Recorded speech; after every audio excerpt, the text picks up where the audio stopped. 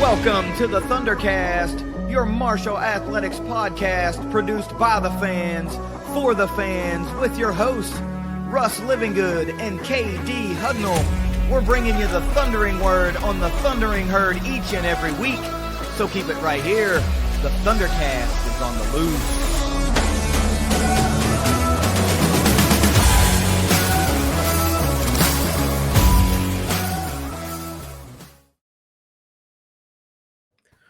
Welcome to a special edition of the ThunderCast. Today we're going to be talking to head coach Morgan Zerkle, and we're going to have a little bit of a preview for the 2025 softball season. Coach Zerkle, welcome to the show. With the weather outside, it sure does not feel like softball weather, but I'm sure that we're going to be getting there real soon. I sure hope so. Yeah. Before we get into all the details and everything, I have to get a word from our sponsors at Leasure Oliver PLLC. If you've been hurt in a wreck, call the law firm of Leasure Oliver PLLC. Find them at 304carwreck.com. Coach, again, welcome to the show. We've got a lot to talk about. Just briefly, how do you feel about this season coming up? I'm looking forward to it. I'm excited. I feel like last year, it's kind of late in the summer, got thrown into it, and now it's been nice to feel prepared and, know what to expect a little bit and just be excited to play some games. Yeah, and that's going to be my first question. But first, our 2024 record, we were 25-28 overall. 10-14 in the Sun Belt Conference, 11-10 at home, and 5-15 on the road. So brand new season.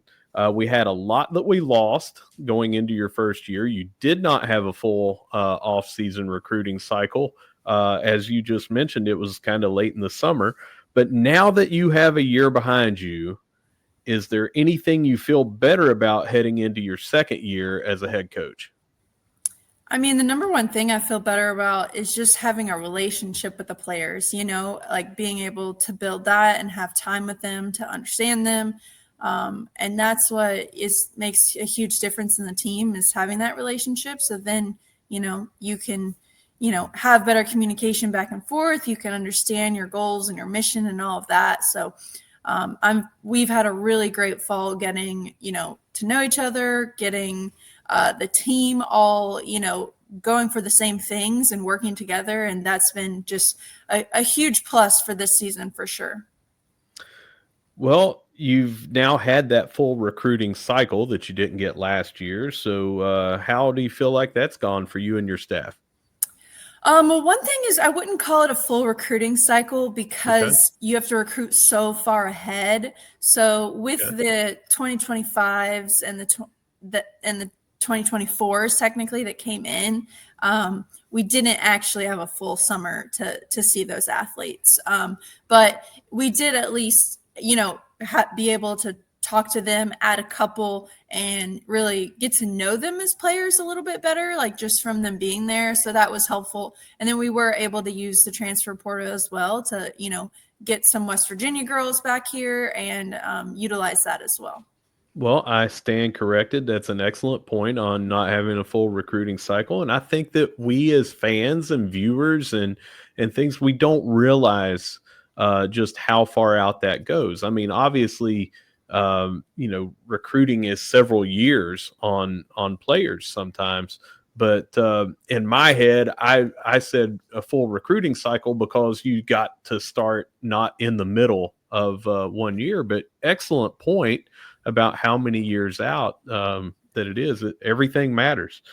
Well, February the 6th is the first game of the season, and it's part of that leadoff classic down in Clearwater, Florida. And right now, Florida has snow, but I'm sure by the time February 6th rolls around, you won't have that. But that opening weekend, 5 games, it's going to be roughly 10% of your regular season schedule. So how important is that to you to set the tone with a strong opening weekend? I mean, preseason in general, we have a whole month of it. And that whole time is just to see what pieces you have, see what meshes together, get experience against, some of the top teams and see how you compete against them and, gain that confidence going into Sunbelt play. And I think it'll be a great opportunity for us to, just see what they can do. And obviously doing it in Florida against some awesome competition, what's more fun than that? Yeah, and you speak of awesome competition, but you start out with 18 straight games on the road, including 2 games against perennial juggernaut Oklahoma. You're certainly not scheduling gimme games or anything like that, are you? I think part of it is the experience. And if you want to be the best, even if you're not quite ready yet, you got to start playing the best and seeing where you stack up and seeing where you can improve. And it also makes big games towards the end of season. Obviously, we're working to eventually be in postseason in those regional tournaments where you're going to see, those other Power 4 teams and stuff. So to feel what it's like to play against them at their home fields early in season just makes conference, that much easier, and hopefully down the road gives us more confidence against those big games. Yeah, and putting up a great effort or coming away with a win against something like that, that's something that put a program on the map, I'm sure. Yeah, that's what we're hoping for. And finally, after that big, massive road trip, you're going to be at the Dot opening day, March the 7th. You've got a double header there. So after that big road trip, I'm sure that's something to look forward to. Absolutely. But how important is that atmosphere at the Dot, or the Dot Magic, as it's been called in the past, and everything for you and your team? I mean, it's huge. You look at our record last year, and we definitely, didn't have the season we were capable of. It was a tough year, but our record at home is substantially better. And I think that says something about how much our athletes love to play here. We get great fan support, and that means a lot to them. And I hope that continues and only grows each year, and we get more people out to see what this team is capable of doing in the future. Let's talk about this team a little bit. No specific players on my end, but what do you feel will be the strengths of the team this year overall? Power, speed, a combination of that, pitching? You tell me. Last year, our obvious strength was our offense. We had kind of a good match of some speed, some power, just, hit 315 plus. So we knew how to get on base and score runs and hit a lot of doubles. So I think that'll definitely continue this year. Our offense looks really strong in practice. The good thing is we do have 8 pitchers on staff this year to kind of hopefully balance out our offensive, power and give us some good innings to be able to have better, more competitive games, especially late in the season when, teams are getting tired and it's a lot of games. Having 8 arms, I feel good about, and think that they're going to be able to help us, let the offense have opportunities to win some games this season. So pitching and defense, how do you feel about that going into this year? Pitching, we have some new arms in the Zerkle, as well as Bub from last year returning, who threw a lot of solid innings, and she's just continued to get better and add new skills to her toolbox. So excited to see what she can do this year. And now that she has, even more help with people behind her, I think she'll really excel. We have Paige Maynard, who's West Virginia girl, throws very hard.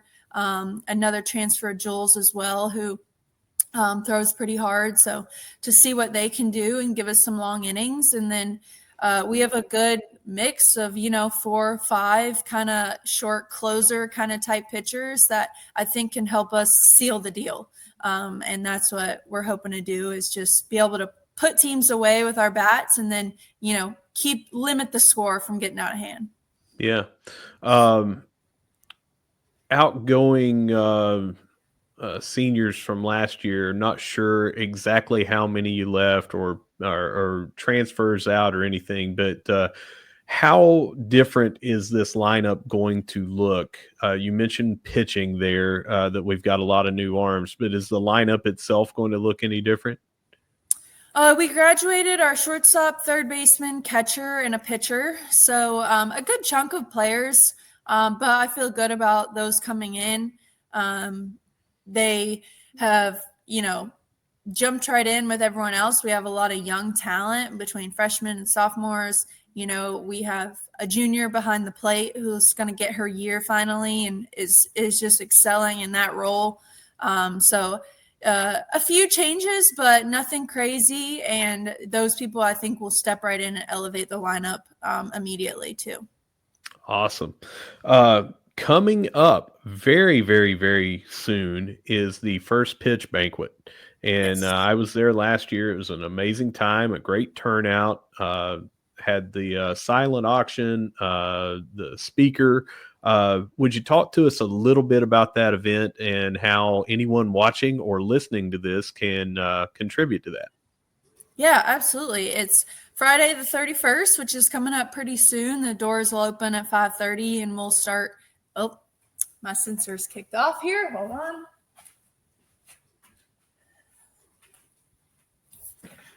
Sorry about that. All right, Friday at 6, we'll get going with that. And it's a really cool event. You get to meet the players and mingle with them at your tables. Our speaker this year is Sam Fisher-Cook. She is a professional softball player that just retired, but has played for many, many years, played on the USA team. And she came from a mid-major and was an All-American there and went on to, be a huge name in softball. So she's someone that I think is really inspiring to hear from, that will be relatable to our girls. And I think most people know that I'm very passionate about putting, people that were actually in their shoes in front of them to coach them and learn from. And she's another one of those that I'm excited for our players to hear, as well as just, those in the community that decided to come to the dinner. And it's a really cool event to meet the players, hear from her. We do have the silent auction, so some herd gear and different cool things that they can check out. But definitely recommend you come if you're interested in hear about the program. Yeah, and the silent auction definitely had some cool memorabilia. It had some things. My daughter actually won one of those to get, or both my daughters actually, to be Batgirl for one game. That was something that they still talk about.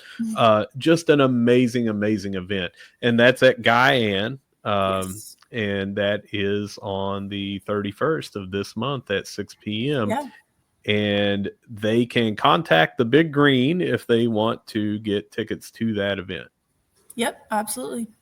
All right. And finally, Coach, other ways for fans to contribute. We talked about being at games. We talked about that last year and just contributing to that atmosphere. But you also have a specific championship fund for softball. What are all the different ways that anyone watching or listening can help elevate this program?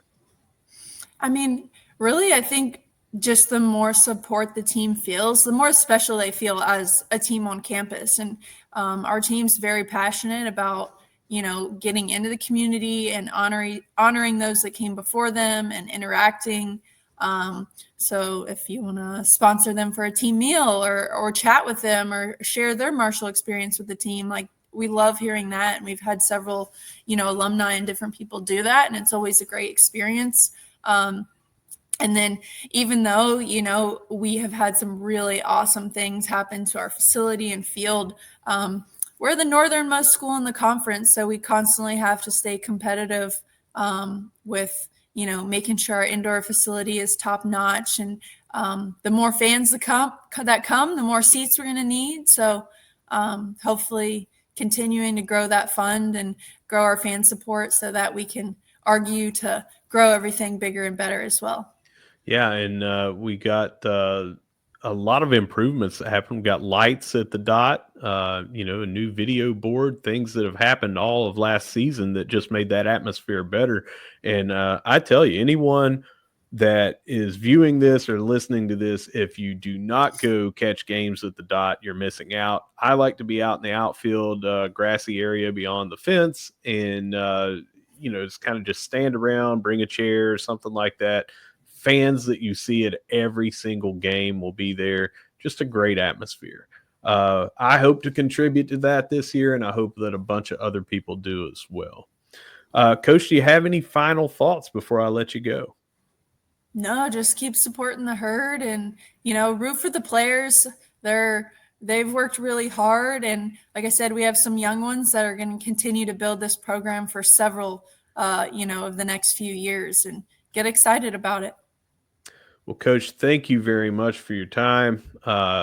We are looking forward to what we can do to improve on last season and your second season as head coach. And we'll see you at the dot, and go herd. Thank you.